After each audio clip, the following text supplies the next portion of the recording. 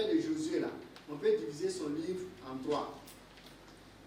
Petit 1, l'entrée et la conquête de Canaan. Josué, chapitre 11 au chapitre 12, 24. L'entrée en Canaan, l'entrée et la conquête. Ça, je n'ai pas mis. C'est dans les grands B. Hein. Là, on est dans les grands B là. Donc, dans les grands B, la subdivision du livre de Josué, là. L'entrée et la conquête de Canaan, Josué, chapitre 11, verset 12. Chapitre 11, jusqu'au chapitre 12, verset 24. On a dit le 1 là. Vous avez dit ça peut être subdivisé en 3. Josué 11 à 12, 24. Là, c'est l'entrée. L'entrée et la conquête du Canaan. La division de la terre entre les tribus d'Israël. Donc, le découpage territorial. Quand on a promis la terre, il y a un élément, c'est ce que je vous ai dit tout à l'heure. La promesse, ou si vous voulez, l'annonce prophétique passe par une démarche rationnelle et logique. Vous comprenez? Dieu fait toi une grande nation, il fallait d'abord faire le cadastre. Une forme de cadastrage, si vous voulez. On dit le pays, la frontière, pas de temps à temps, du nord au sud. À l'est, la frontière commence ici et ça termine dans la Méditerranée, la Grande Mer, qu'on appelle la Grande Mer. Où vous voulez la mer occidentale. Et ça se comprend. Donc, il y a une idée de territorialité. C'est une promesse qui a été faite, mais il y a l'idée de la territorialité. Donc, chaque peuple, ici un territoire. Et à l'intérieur du territoire national, il y a encore des groupes qui vivent dans des territoires qu'on appelle régions ou États, ou selon les pays, hein, province, ça dépend des noms que les gens veulent bien donner. Donc, Josué, c'est Moïse qui avait déjà établi ça avant de mourir. Et Josué est venu exécuter ce projet-là. Vous le voyez dans le chapitre 13, versets 1 à 21, 46.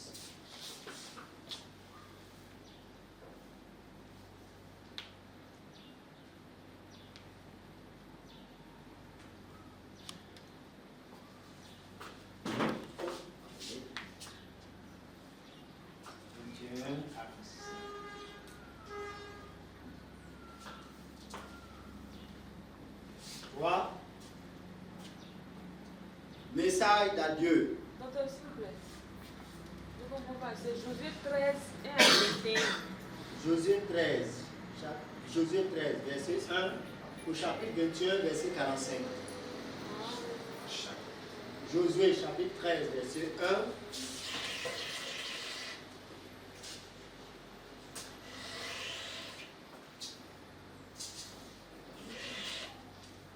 C'est bon? Josué 13, 1 à 21, 45. Maintenant, le message d'adieu. Josué 22, verset 1 à 24, 33. La deuxième partie, l'intitulé, c'est quoi? Ici, la répartition, le découpage territorial. Vous voulez le cadastre. C'est bon? Donc, ceux qui vous disent que non, on n'a pas besoin de se faire former, là, ils ont trop de problèmes. Parce que si vous ne connaissez pas ces choses, quand vous allez prendre la Bible, vous serez tout le temps en train de chasser des démons. Dans tous les versets, vous allez forcément trouver, d'après eux-mêmes, un réma. Le réma existe. Mais d'abord, il faut comprendre même ce que c'est que le réma. Puis-je parler d'un réma si je n'ai pas une assise doctrinale solide? Parce que le réma, c'est comme une émanation gazeuse.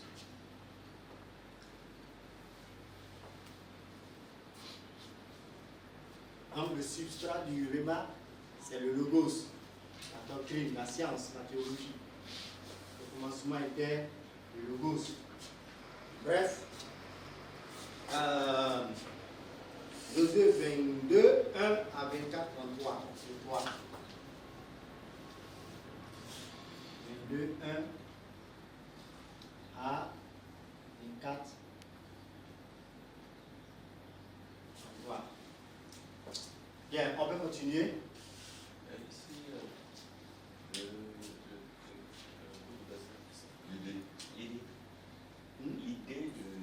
Oui, j'ai dit ça, c'est sa mort. Et cette dernière recommandation. En point 3. Oui, oui, en point 3. Le point 3, sa mort et ses recommandations avant de mourir. Ouais. Donc, si vous voulez, je lis le mot approprié là. Son discours d'adieu.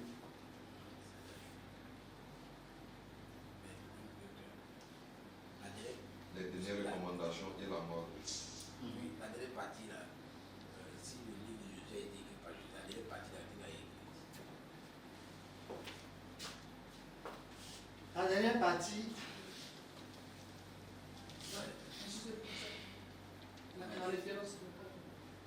Josué chapitre 22, verset 1, chapitre 24.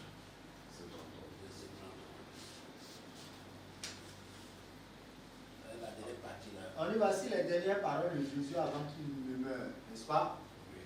Quand vous lisez parfois la Bible, Moïse parle aussi en termes de nous. Les enfants d'Israël traversaient, les enfants d'Israël puis ceci. Donc certains, à un moment donné, il y a ce qu'on appelle, ce qu'on a appelé la critique, comment on appelle ça? La critique textuelle, je crois. Critique externe. Non, textuelle.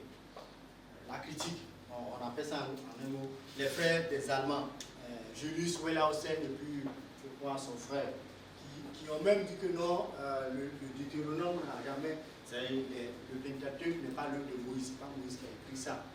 Que, par exemple, ici, par exemple, ça a été écrit après le retour de l'exil, hein, après 539, avant Jésus-Christ, ça ne peut pas être Moïse, etc., etc. Ils ont avancé des arguments tels que telle ville, par exemple, c'était pas encore ceci, bon, plein de choses. Seulement que là où ils se sont trompés, c'est que le témoignage biblique, on a aussi son appui dans le rabbinisme, qui fait partie des textes bases qui nous ont permis d'accepter le canon que nous avons là. Et ensuite, le témoignage de Jésus lui-même. Jésus dit, n'avez-vous pas lu ce que Moïse a écrit, n'est-ce pas? Alors donc, si la foi, la chrétienté repose sur la personne, l'œuvre accomplie par Jésus-Christ, si tout ce que nous faisons, tous les ministères, toutes les prières que nous faisons, reposent sur lui, alors si lui-même il dit et que nous avons reconnu sa divinité, Jésus est la vérité. Donc la vérité du Christ, c'est Moïse qui a écrit, il ne peut pas en être autrement. Maintenant aussi, avec le temps, avec les fouilles, la recherche, l'archéologie biblique, les gens ont abandonné carrément ces thèses-là. Ils ont dit que bon, c'est pas solide. Maintenant, le texte de Jésus aussi va dans la même dynamique. Hein? Les gens ont essayé, il est mort, certes, mais il avait aussi des scribes, sans doute à la fin de sa vie, parce qu'il était très âgé à la fin de sa vie, tout comme Paul. Quand on voit toutes les épîtres, on pense que c'est lui-même qui s'est assis pour forcément écrire tout. Parfois, il avait un secrétaire qui lui écrivait, il est un peu comme Jérémie et puis Baruch. Donc, ils ont écrit pour lui. Maintenant, après sa mort, le disciple qui a écrit, puisque les manuscrits sont avec lui, dans sa vieillesse, il ne fait que compléter en présence des personnes qui ont vécu, qui étaient encore vivantes avec le temps de Josué. Donc, il est l'auteur du livre. C'est comme si, moi j'écris un livre, j'écris, et puis je suis vieux, tout vieux, et puis arrivé un moment, je dis à mon petit-fils, qui me fait les saisir parce que peut-être je suis trop vieux encore pour lui. Ok? Et pendant qu'on écrit, on a fini tout le dernier chapitre. Ok? Et puis bon, le Seigneur dit, mon petit bien, hein, moi un fidèle serviteur, en la gloire de ton maître. Ok? Mon petit-fils pourra écrire, hein, voilà les dernières choses qu'il a dites avant de partir. Peut-être que j'ai dit les dernières choses, il n'avait pas encore saisi.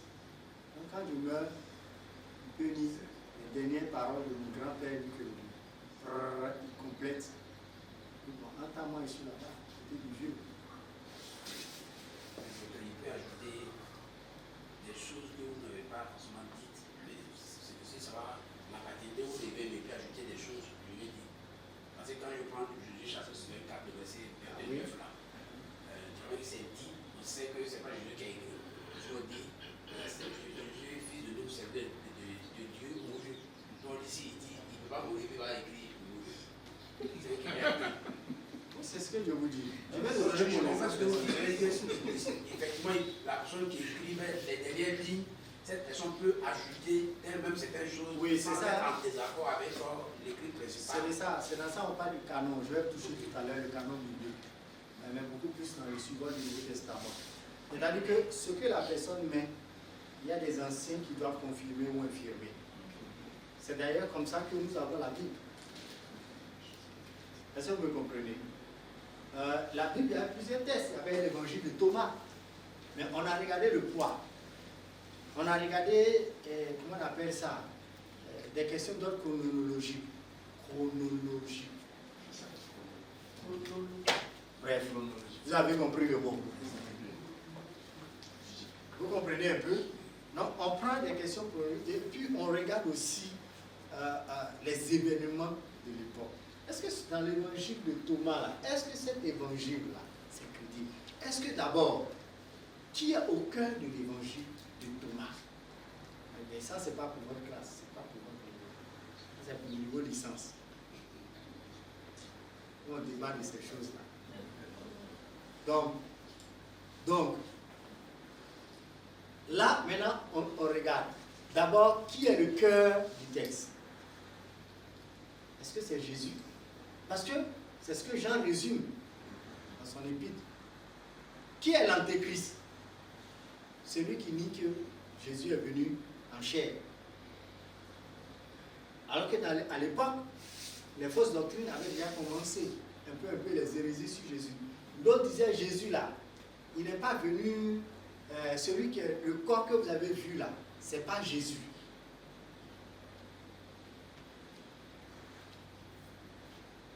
Est-ce que vous comprenez? Donc comme je dis tout ça, là, ça c'est une bonne licence. On vous enseigne toutes ces choses-là. Donc, le texte de Josué, même que Moïse a eu un disciple, Josué aussi avait un disciple.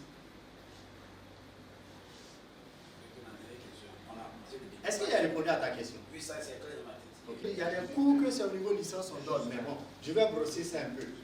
Il ne faut pas oublier que, par exemple, le récit de la création dans Genèse, dans le livre de la Genèse, les peuples non israélites avaient aussi des récits de la création.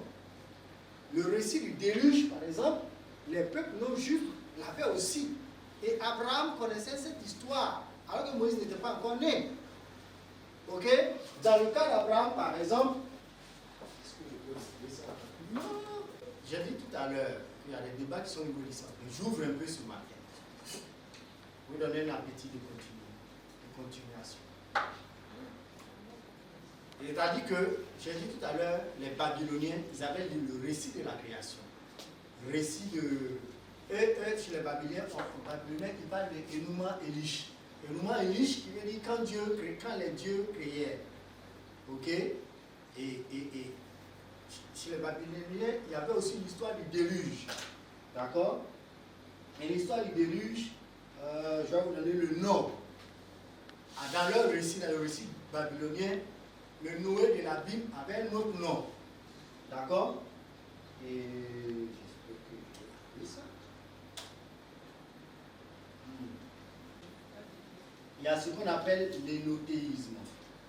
L'énothéisme, c'est c'est décrit comme un culte, c'est-à-dire c'est toujours du polythéisme, mais il y a un culte qui est prédominant. C'est-à-dire qu'on adore tous un Dieu qui n'est pas l'Éternel, qui n'est pas celui en qui nous croyons là. Mais ça n'empêche pas qu'il y ait des petits dieux à côté. Mais c'est le Dieu principal que tout le monde adore. D'accord? Donc, c'est-à-dire que c'est un culte, l'héritage décrit un culte prédominant rendu à un Dieu particulier, tout en ne niant pas l'existence d'autres divinités qui peuvent, selon le cas, bénéficier d'un culte de moindre importance. C'est-à-dire que, bon, c'est un petit Dieu à côté là, c'est pas. C'est une petite offrande, un petit gâteau qu'on leur jette et puis on le coule. Sinon, c'est le grand Dieu là. Mais il n'est pas.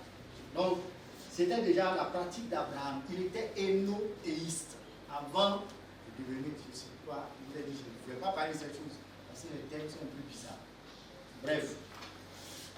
Donc, quand Abraham se convertit, il ne faut pas oublier que le nom du Dieu que nous adorons, il y avait un Dieu Yahvé, mais qui n'est pas le Yahweh que nous adorons.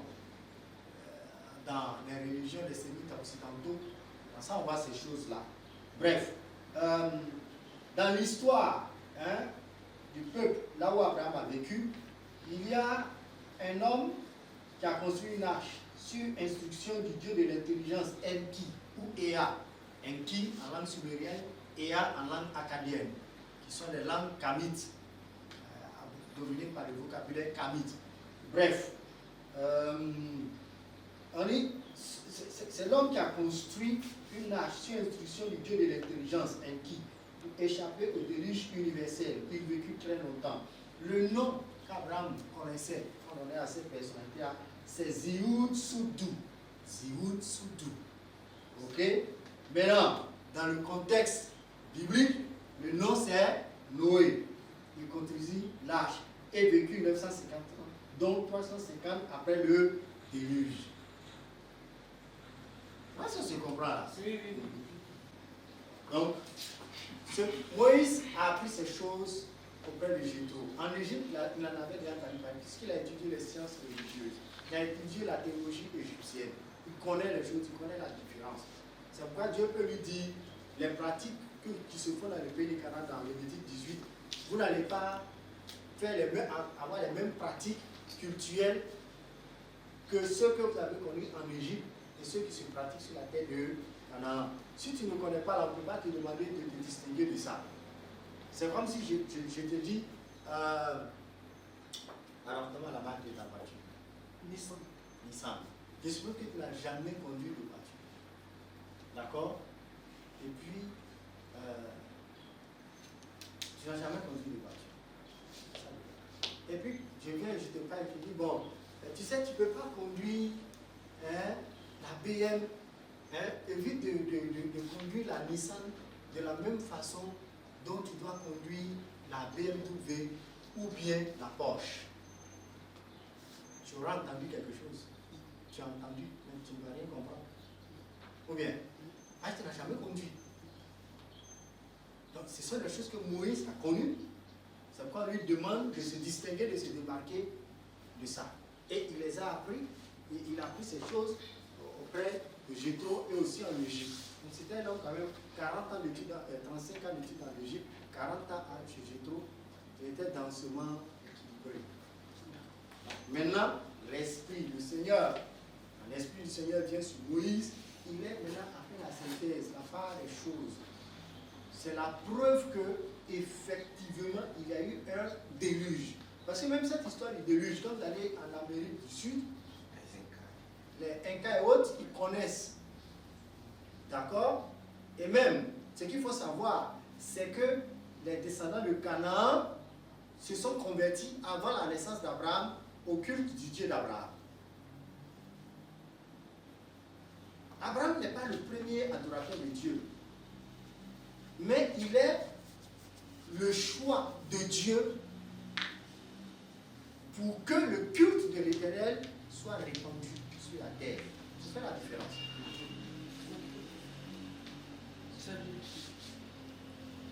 Ok, mais je ne peux pas aller plus loin, sinon, ça là c'est dans l'introduction, en ce l'Ancien Testament, ça c'est Nouveau Testament. Mais bon, j'ai essayé de... Ok, vous comprenez un peu. Voilà. Parce que si on va rentrer dans l'exigence du mot iniquité, le mot hébreu, tout ça là, c'est compliqué. Mais bon, on peut continuer. Donc, Abraham lui-même là où il était là, il avait des bribes. Parce qu'il ne faut pas oublier que toutes les religions et celles qu'Abraham a pratiquées, c'est la forme corrompue du culte de Noé et de ses 3 fils. Après le déluge, ils ont perpétué le culte de l'Éternel. Mais il y a une dégénérescence théologique. Je ne sais pas si on se comprend. Oui. Bon, on laisse là. Je vais devenir trop calme. Bien, donc, Abraham, au fait, il n'est pas le fondateur, c'est-à-dire, aller dans le sens propre du terme, il n'est pas le fondateur d'une nouvelle religion, il est un réformateur. Il a fait une réforme théologique. Et après, quand il vient à Canaan, n'est-ce pas, Melchisedec, roi de Salem, tant, il y avait déjà le culte de Yahweh à Canaan. Avant même que Dieu ne dise à Moïse et à Abraham d'abord que tes descendants seront étrangers dans et puis vont revenir sur cette terre dans Genèse 15 là. Tout ce qu'on disait là. Abraham aussi allait suivre le culte au pied de Melchisedec. Il a suivi la théologie de Melchisedec.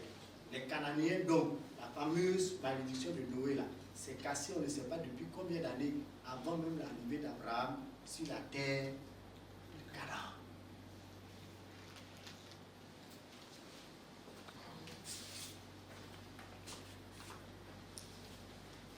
On peut continuer.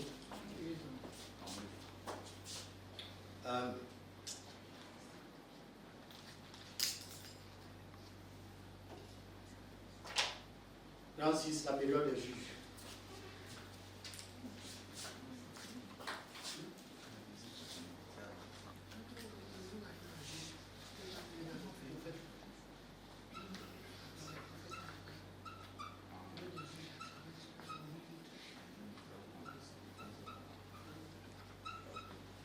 Parce que s'il n'avait pas appris ces choses-là, comment il va faire pour savoir que c'était l'attitude qu'il faut tenir? Mais si c'est Dec, c'est le sacrificateur de Dieu qui l'a appelé. Et il se soumet à lui. Bon, donc il y a beaucoup de choses. C'est pas quand vous voulez chercher. Si vous cherchez trop de rémas, vous allez raconter trop de petits. Mais quand vous êtes bien formé, ça vous aide à avoir les vrais rémas. On peut continuer. Dans 6, la période des juges.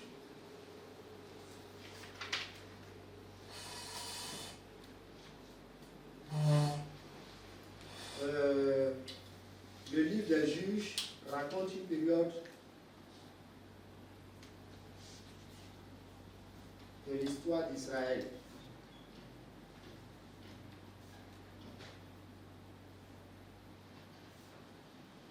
Une période de l'histoire d'Israël en tant que fédération de tribus. En tant que fédération de tribus. Et il y a des notions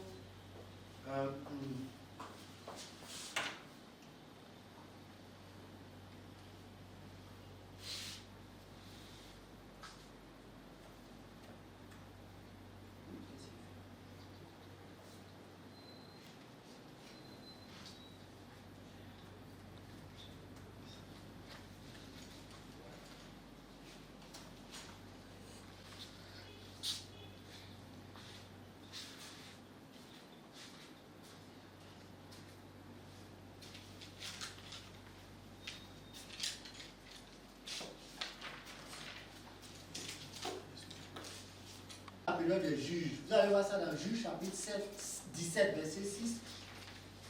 Il y a une période d'anarchisme. Prenez bien, il y a des choses qu'il dit là, ça va sortir dans le devoir de tout à l'heure. No pity in learning.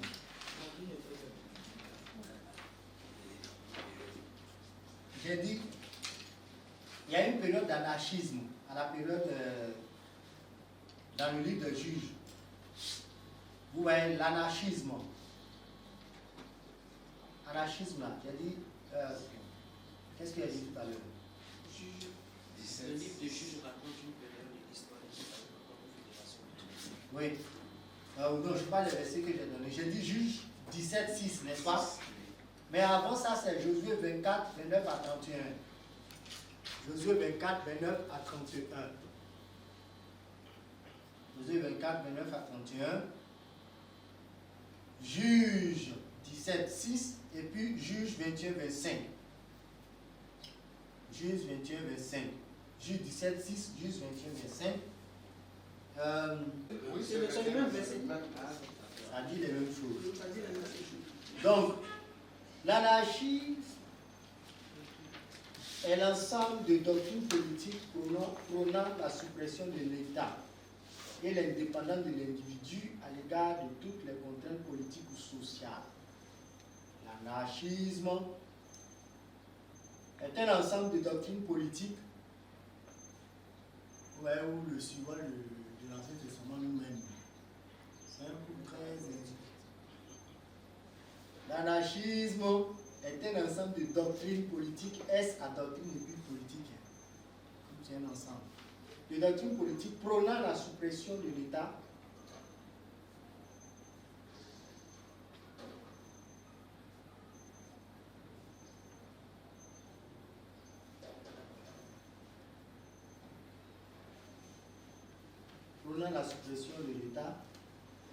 et l'indépendance de l'individu à l'égard de toutes les contraintes politiques ou sociales.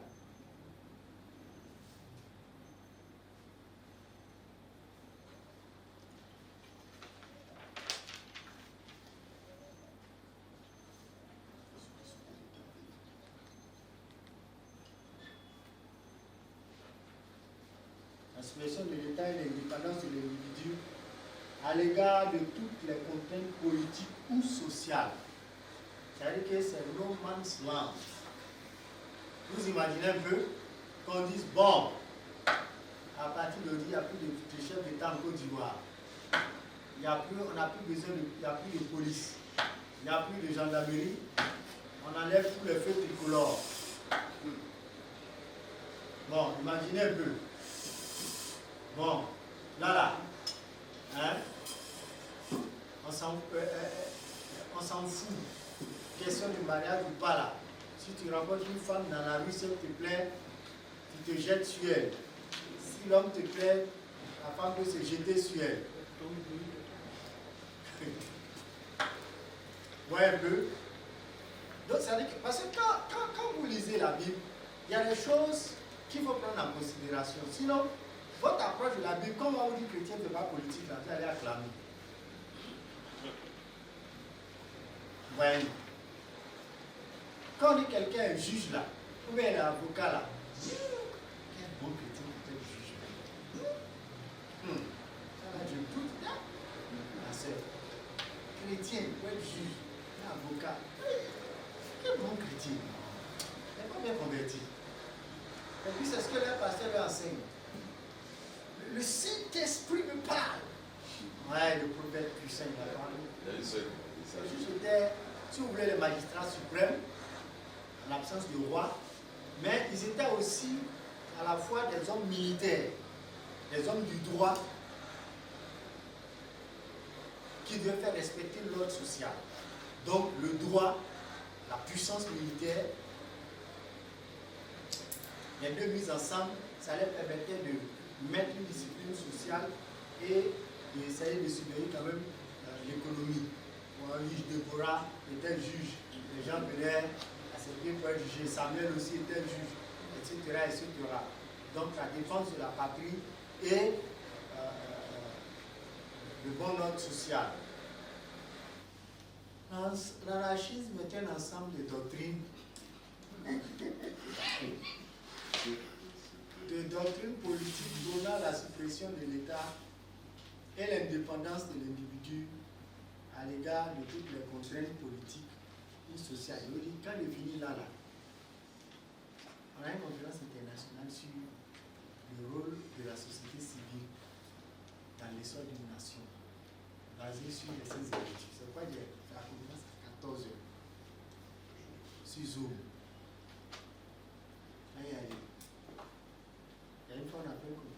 puis après, on a fait sur l'économie. Et puis après, on m'a demandé de refaire. Hein, c'était sur la Goa justement. Les échanges, le commerce intellectuel, le commerce des idées, des pensées. On m'a demandé de faire ça, de traiter ça aussi sur l'aspect. Moi, demain, je vais traiter ces gens de thèmes. Vous comprenez? Vos fidèles qui viennent demain là, c'est un autre langage. Hein. Si tu vois s'ils vont tomber là, que ça va faire leur affaire là, ils ont dépassé. Hein. Ils voient les prophètes indiens sur internet. Hein. Est-ce que toi tu donnes par de connaissance et puis Dieu les vend bien en porte-monnaie de je ne supporte pas ça. Mais j'ai dit, tu vois, ils sont exposés à des choses. Tu vois, c'est pas comme avant l'église. C'est ce que le pasteur t'a dit sur moi qui reste là. Ce que toi tu dis sur ça. Non, c'est plus ça. Hein. Ils ont certains millions de pasteurs qui écoutent simultanément. Mais dans tout ça là, qu'est-ce qu'est la bonne nourriture? Quand tu les as bien nourris, quand ils font, c'est eux-mêmes qui viennent dire, ah papa, j'ai entendu quelqu'un raconter des bêtises là. Mais si toi-même tu n'es pas bien enseigné là, qui vont te poser les questions là? Voilà, tu es pas là. Ah, le gars m'a posé des questions sur. Si je n'ai pas instruit dans ça, qui allait pouvoir lui répondre? J'ai dit non, laisse aussi, la Bible dit les choses cachées sont pour Dieu. Et puis les choses révélées sont pour nous. Et puis nos enfants. Ah, c'est pas ce qu'on disait avant. Tu dis ça puis tu es devant. Tu peux dire quoi? Quand c'est dans la Bible, tu te dis voilà le verset, tu as dit quoi? Hein? Bref. L'anarchie est un ensemble de doctrines prônant la suppression de l'État et l'indépendance de l'individu à l'État. C'est quoi ça? De toutes les contraintes politiques ou sociales. Ok? Donc, vous voyez, ça c'est la définition de l'anarchie. Maintenant, quand vous prenez cette définition et puis vous la rapprochez des passages de juges là, est-ce que c'est pas l'anarchisme? Hein? À partir du niveau licence là, nous disons que quand vous étudiez la Bible, c'est selon les textes, vous devez avoir un dictionnaire encyclopédique. Je ne sais pas si c'est Larousse ou Hachette, vous devez avoir ça à côté. Avoir un dictionnaire biblique, avoir une concordance biblique, et puis avoir une encyclopédie biblique et une encyclopédie non biblique. Maintenant, si le texte se rapproche d'un fait qui a lien avec le droit, il faut aussi avoir un dictionnaire de droit à côté.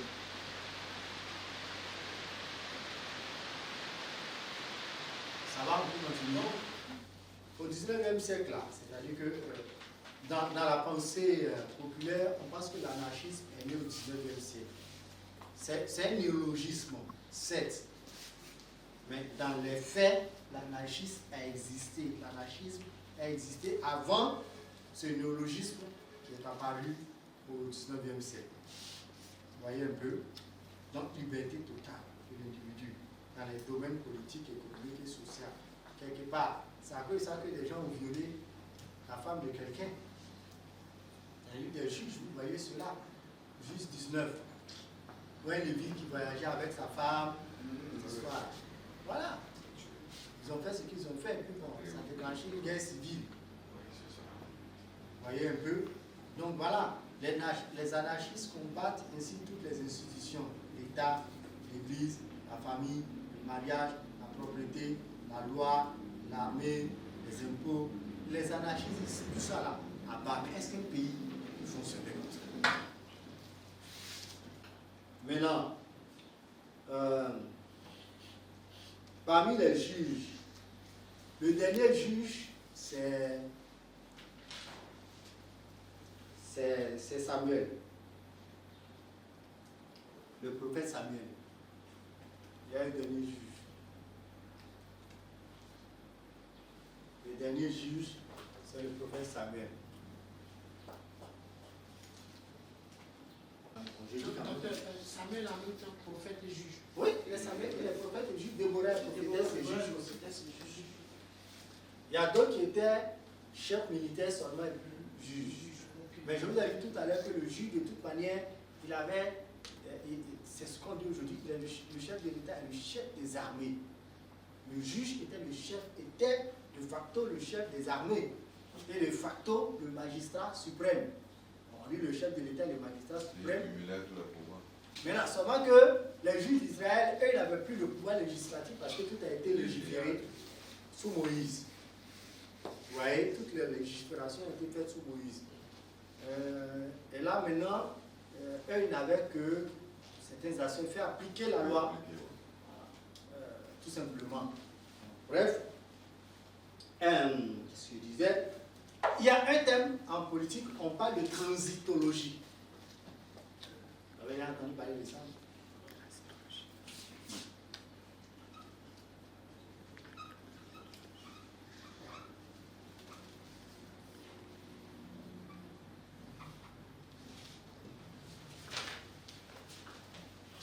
La transitologie. Est-ce qu'on veut prendre le livre de 1 Samuel 8?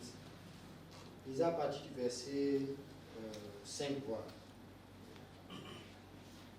Ils lui dirent, voici tu es vieux. Bon, il y a à partir du verset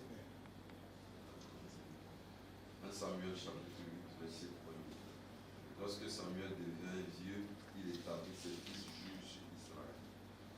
Son fils premier-né se nommait Joël et le second Abijah. Ils étaient juges à Beersheba. Les fils de Samuel ne marchaient point sur ses traces. Ils se livraient à la cupidité, recevaient les présents et violaient la justice.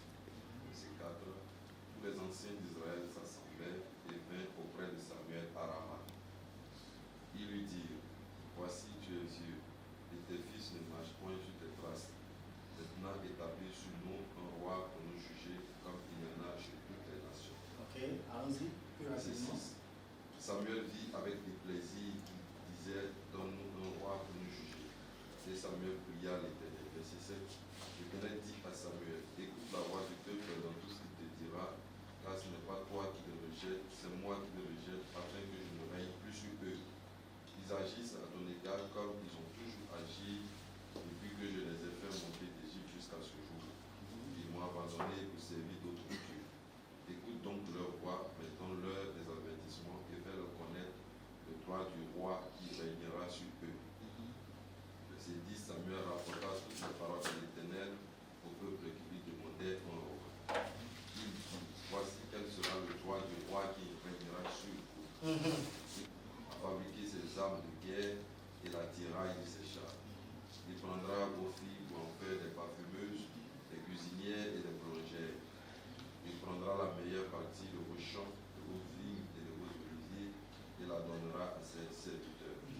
Il prendra la dîme du produit de vos semences et de vos vignes et la donnera à ses serviteurs. Verset 16. Il prendra vos serviteurs et vos servantes, vos meilleurs bœufs et vos ânes et s'en servira pour ses travaux. Il prendra la dîme de vos troupeaux et vous-même serez ses esclaves. Et alors vous crierez contre votre roi, que vous serez choisis, mais l'Éternel ne vous exaucera point. Bon, c'est bon. On peut s'arrêter là. Dans là, il y a ce qu'on appelle les privilèges. Il y a la fonction présidentielle. Ou bien, vous avez là quelque part une notion de budget de souveraineté. Ou bien, la sécurité présidentielle, la garde rapprochée, la garde républicaine, les impôts particuliers spéciaux, hein, les avantages spéciaux.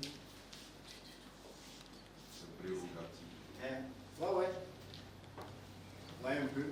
Donc, toutes ces choses-là, il a des prérogatives. Hein. Il peut décider d'amnistier quelqu'un, par exemple. Ou bien. Mais nulle part dans le livre des juges, en tout cas, je n'ai encore vu un juge qui ait amnistié quelqu'un. Alors, ils étaient dans une situation particulière où ils étaient écrasés régulièrement par... Leur territoire était violé chaque fois par les États environnants, Ammon, Moab, les Philistins. Et puis bon, ils disent, nous, on veut un roi, mais un roi fort. Est-ce que Dieu est contre le fait qu'il réclame un roi? C'est pas ça. Bref, donc, il y a une question dans ce test-là, ça présente une notion de transitologie, qui, en réalité, la transitologie est l'étude du processus de changement d'un régime politique à un autre. La transitologie est l'étude du processus de changement d'un régime politique à un autre, notamment d'un régime autoritaire vers un régime démocratique.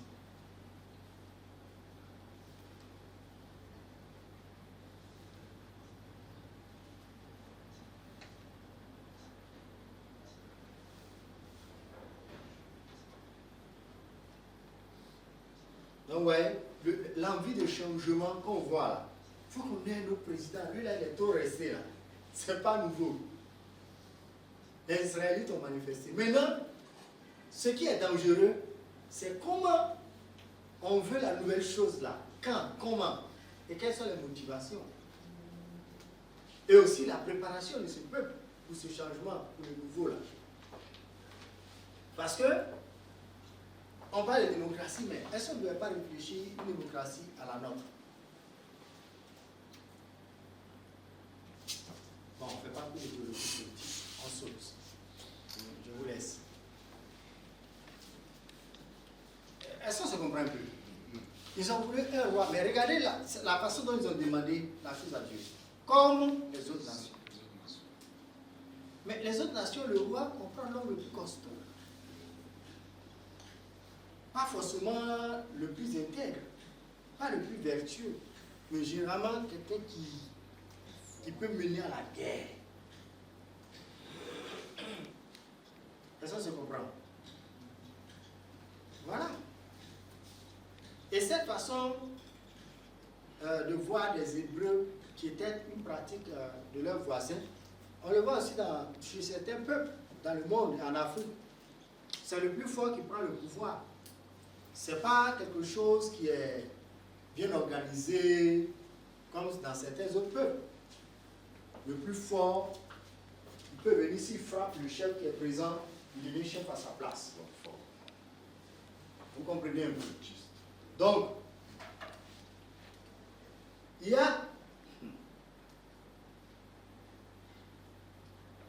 a cette notion de... cette pensée de transitologie qui est là, le changement. Donc, la période des juges s'achève avec ça. C'est-à-dire que par la transitologie. Parce que c'est Samuel, à partir de Samuel, que maintenant, le dernier juge, que la royauté commence, la monarchie. Ok? Ce que j'appelle la théomonarchie. Tu as dit, mais ils ne sont pas satisfaits qu'ils soient leur roi, après le problème qu'ils prennent leur roi. Mais est-ce que Dieu, dans le fond, il est contre? Parce que déjà, il a dit à Moïse de les avertir. Quand vous voulez choisir un roi, vous prendrez un homme de chez vous. Vous ne prendrez pas un étranger qui ne soit pas un citoyen. Ici, déjà, Dieu donne des critères. Il dit, votre roi, il ne doit pas avoir beaucoup d'argent. Maintenant, s'il a trop d'argent, il ne va pas savoir ce qu'il veut dire. Je n'ai pas mangé garba aujourd'hui.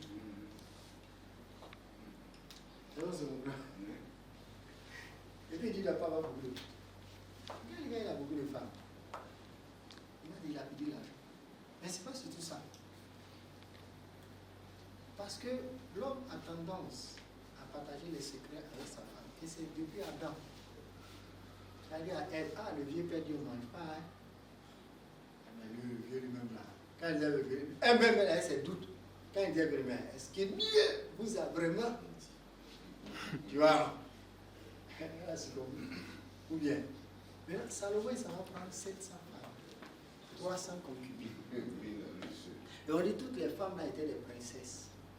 Ça veut dire que ce sont des filles d'autres royaumes.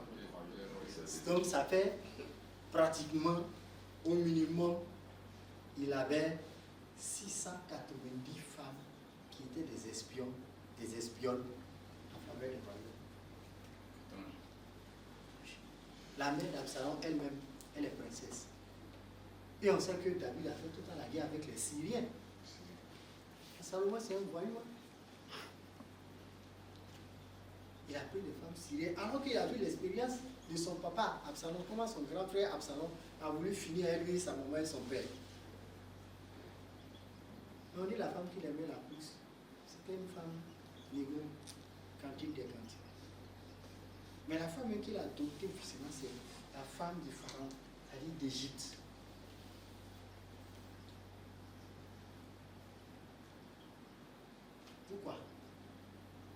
que Israël, quoi qu'étant choisi par Dieu, n'avait pas toute la science.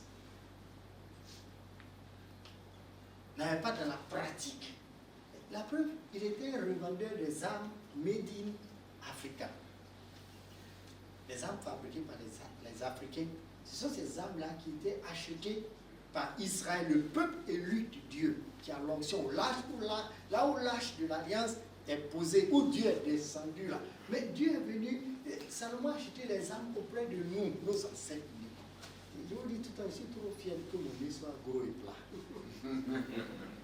C'est parce que mon cerveau est gros. Il en est de même pour vous. Est-ce que vous comprenez un peu? Donc, Salomon est obligé d'acheter. Mais attends, Dieu, le Saint-Esprit, elle ne pouvait pas leur, comme on dit, j'ai répandu mon esprit sur Betsaline pour faire les inventions et autres là. C'est pas le même Dieu là qui a leur tête. Mais parce que Dieu ne fait pas les choses illogiques. Il ne va pas recréer la roue. Il a déjà montré aux Égyptiens comment on crée la roue. Donc, il faut comprendre que dans l'affaire d'Israël, là, donc cessez d'aller acheter le sable en Israël pour venir vendre à Dieu. Non, c'est vrai. Ça, c'est la terre sacrée. Quand tu l'as. On peut t'abrutir jusqu'à ce point-là. Et puis on dit que non, ça c'est prophétique. Cette pierre est prophétique. On l'a pris à Gethsemane. Et puis tu as les chrétiens qui vont l'acheter une petite pierre. Un temps, il a ramassé ça à Bobo ici pour nous donner. Non, mais on connaît ça. Vous voyez un peu? Ça, c'est lui, fait à Jérusalem. Ok, gloire à Dieu. Si tu as ramené un souvenir, c'est bien. C'est un souvenir. Gloire à Dieu. Mais ma foi ne peut pas être bâtie sur un souvenir. C'est bâti sur le Seigneur. Sur Jésus, sa mort et sa résurrection. Je ne sais pas si les gars ont ce donc, ouais, malgré tout. Mais, donc, non seulement Salomon, lui, achète chez les Africains, chez nos ancêtres, et puis il revend cela. Salomon est l'intermédiaire. Pourtant, on dit, la sagesse de Salomon dépassait pour le monde entier. Ça vous ramène à regarder le texte là d'une autre manière.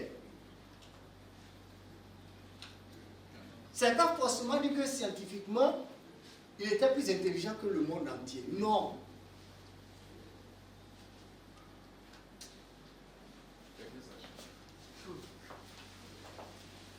Et puis c'est une bêtise. Dans le Deutéronome, on leur a dit, Dieu dit, le pays que vous donne, les pierres là, c'est du fer. Et les rocs, vous allez tirer du l'airain dedans. Les chars sont fabriqués aussi avec du fer. Et ce n'est pas la même bêtise que nous reprenons en Afrique. Israël est béni de Dieu. N'est-ce pas? Ils ont le fer. Mais ils ne peuvent pas fabriquer les outils eux-mêmes. Il y a un problème. Oui, il n'y a pas de problème. On a le cacao. Mais jusqu'à présent, on ne fait pas chocolat. Pas... Vous ne trouvez pas ça qu'il y a un plan qui a sauté dans notre tête là? C'est le qui empêche ton... Quel blanc qui empêche? Mais eux, ils ont le droit d'empêcher, ils ont le droit de combattre. Mais nous, on a le devoir d'être une maison divisée contre elle-même. On peut subsister. Quand le bété pense qu'il est plus intelligent que le baoulé, et que les deux là pensent que le Sénoufo il est trop bête, et que le Sénoufo aussi pense que le Koyaga c'est un idiot. Mais vous voulez quoi? On construit quoi avec ça?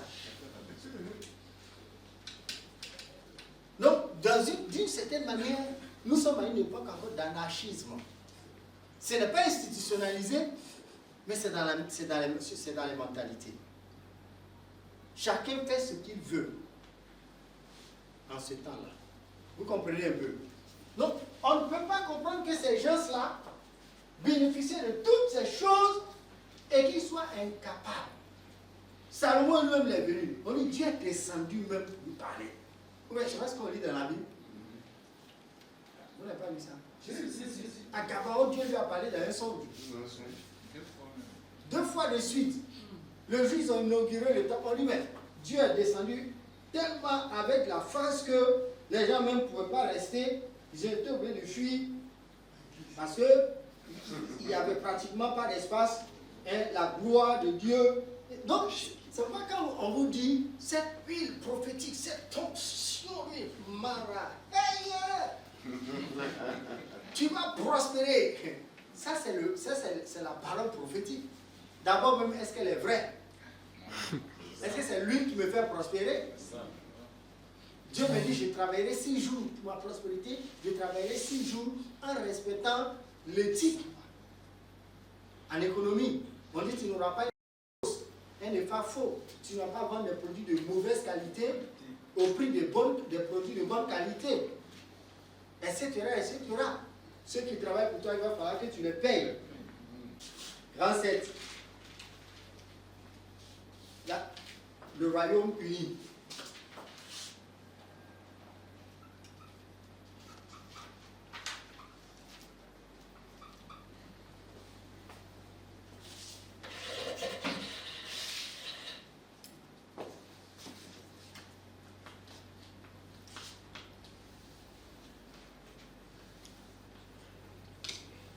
D'accord? Donc, on voit le choix de Saül là. C'est dans 1 Samuel, chapitre 9.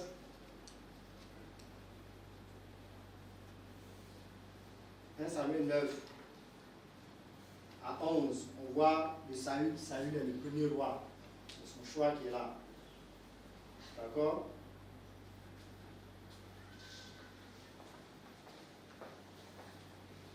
Bon, donc, la durée de ce royaume-là, je mets A. Durée égale 120 ans. À raison de 40 ans par personne. 40 ans. Saül.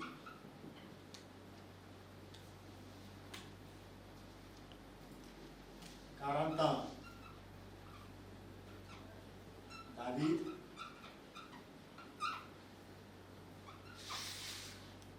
40 ans. Salomon.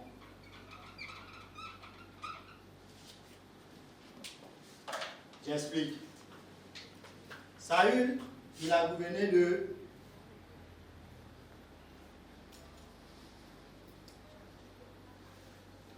1050 à 1010 avant Jésus-Christ.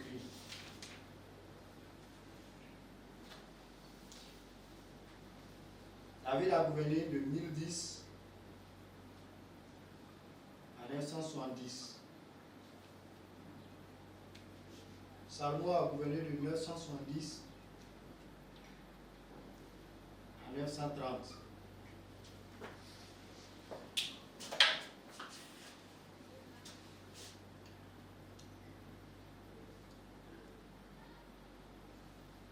C'est la somme de tout ça qui fait 120 ans. Ouais, ça fait 120, ça fait 40. Ça fait 40 ans. 40 ans, 40 ans. C'est juste, non? Oui. Moi, je sais qu'il était dernier de ma classe en maths. Moi, c'est une histoire géo, j'étais le premier.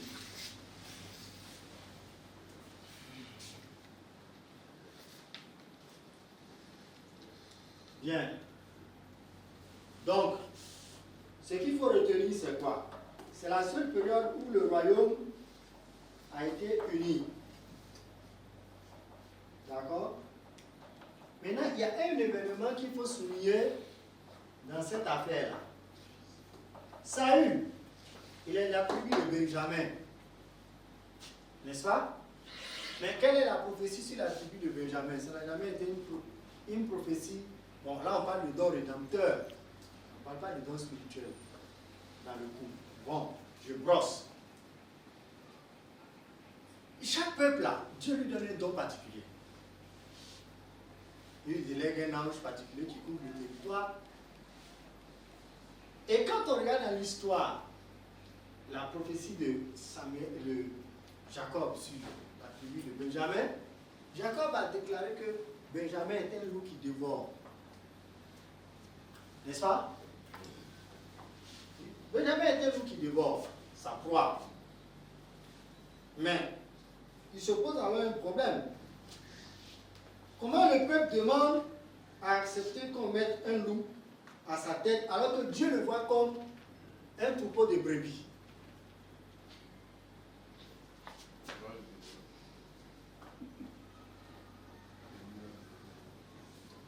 C'est une question. Hein? Vous voyez un peu? Bon, sur Judas, voici la bénédiction prophétique de Jacob. Judas est un jeune lion. Tu reviens du canard de mon fils. Il emploie les genoux. Il ploie les genoux. Il se couche comme un lion qui le fera lever. Le sceptre ne s'éloignera point de Judas. Vous entendez par là? Ni le bâton du souverain dans ses pieds, jusqu'à ce que vienne le Shiloh. Vous entendez par là Jésus. Jacob annonce Jésus, l'annonce christologique de Jacob, et que les peuples lui obéissent. Il attache à la vigne son meilleur, à la vigne son âne, et au meilleur cep le petit de son ânesse. Donc il décrit le lion. Jacob est la tribu de Judas, roi, et puis comme un lion. Jésus dit quoi? Je suis le lion de la tribu de Judas. D'accord, bien. Donc, ça veut dire que la force militaire qui protège la puissance économique, il attache son âne au meilleur cep. Cep, l'arbre de la branche de vigne. Hein? Il a dans le vin son vêtement et dans le sang des raisins son manteau. Mon Dieu, ça veut dire que ça c'est. Il a les yeux rouges de vin, ça ne veut pas dire les soulards, attention de parler. Et les dents blanches de lait.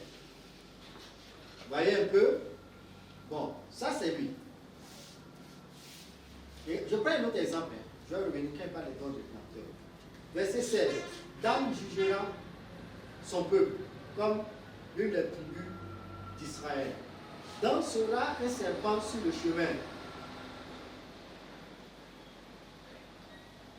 Une vipère sur le sentier, mordant les talons du cheval pour que le cavalier tombe à la renverse. Comment Samson a pu tuer les Philistins? N'est-ce pas, Parus? Il était aveugle. Petit, encore moins que les deux colonnes. Mais c'est pas, il est très rusé.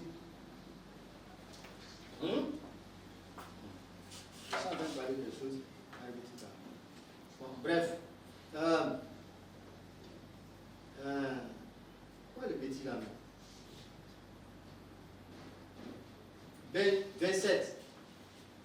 27.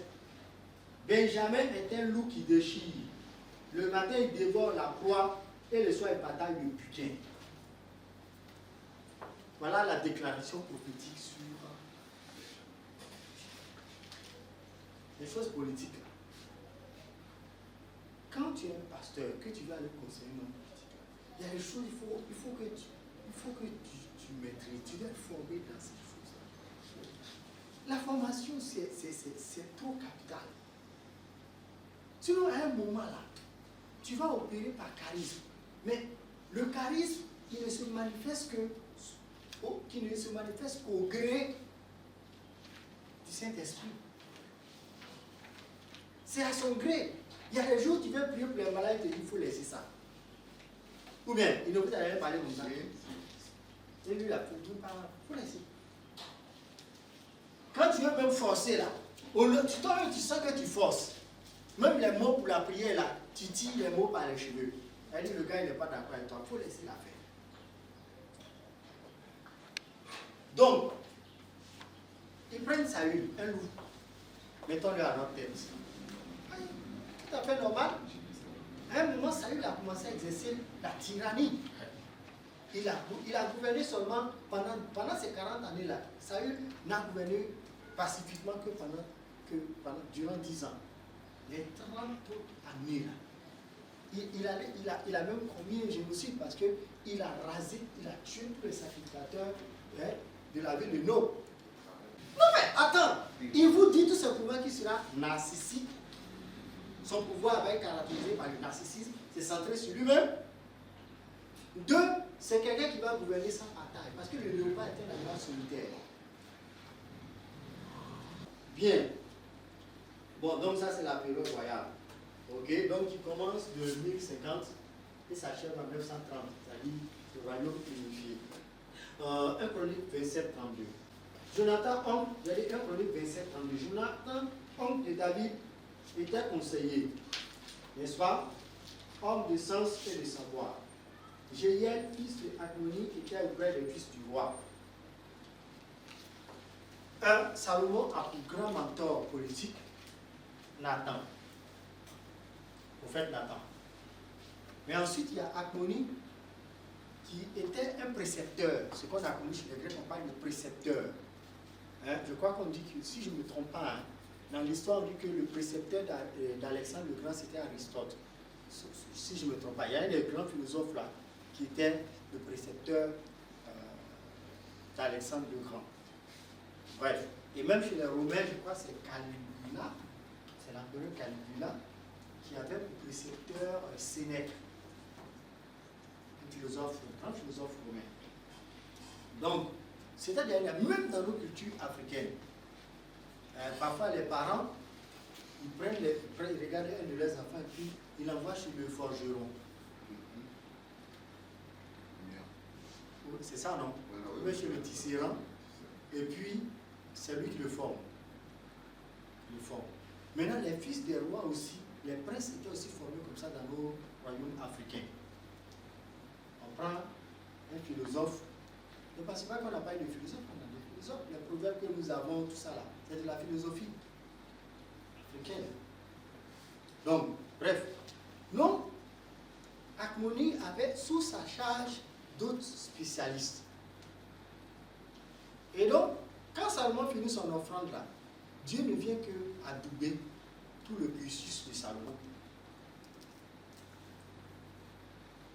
La formation qu'il a reçue de Nathan, la formation qu'il a reçue sous Agmoni et sa horde de spécialistes, il a appris tout cela. Et maintenant, Dieu vient adouber par sa grâce. Mais quoi que Dieu l'ait adoubé, cette formation, mais il y a une continuité dans l'effort intellectuel, il y a une continuité dans l'attitude rationnelle, il y a une continuité dans le bon sens, il y a une sorte de pragmatisme aussi que Dieu nous réclame. Et ce pragmatisme-là, Salomon n'a pas su aller jusqu'au bout. Il est obligé, il a dit la matière première, mais il s'en va acheter encore des armes en Égypte. Comme on a vu dans la 1 Samuel 13, ils ont dû faire, ils ne veulent pas, c'est-à-dire ils n'ont ni l'industrie, ni les services. C'était grave. C'est comme si aujourd'hui ton portable que tu as, on ne produit pas, donc on n'a pas d'industrie. Mais aussi, il n'y a pas de réparateur, il n'y a personne qui soit à même de changer ton écran quand il tombe. Vous ne voyez pas que c'est grave? Mais voilà le comportement du peuple béni de Dieu. Donc quand on dit Dieu a béni un peuple, le peuple a sa responsabilité. Il doit être réaliste. Il doit être prêt à investir dans la quête de la science qui va lui permettre de transformer les ressources que Dieu lui a données. Dieu n'a pas besoin de transformer des ressources pour toi. Dieu n'a pas envoyé une réflexion géoéconomique. Est-ce que c'est bon? C'est le cas de Salomon. Donc, quand on dit les Juifs, ils sont plus intelligents que tout le monde. Calmons-nous. Ils ne sont pas plus intelligents que tout le monde. Ce n'est pas vrai. Ils sont intelligents par rapport à eux. Premièrement. Parce que mon intelligence, c'est pour que moi-même je vive d'abord. Ou bien? Laisse-moi passer. Mon intelligence, c'est moi d'abord, ça sert. Attends, il faut que je sois intelligent pour comprendre qu'il y a la loi de comment on appelle ça, de la gravitation. Quelle peut pas, si on me demande de sauter de l'étage là, parce que mon onction ressuscite les morts, je le marabra chaîne de l'égosia. Hey! Et puis je saute, vous allez venir à mes obsèques. Et là-bas, Dieu a dit, petit, tu es idiot, hein? C'est pas grave. On appelle la femme, tu es Dieu là. D'abord, c'est un meurtre, donc il ne peut pas te recevoir. Qu'est-ce que Dieu va dire à la personne?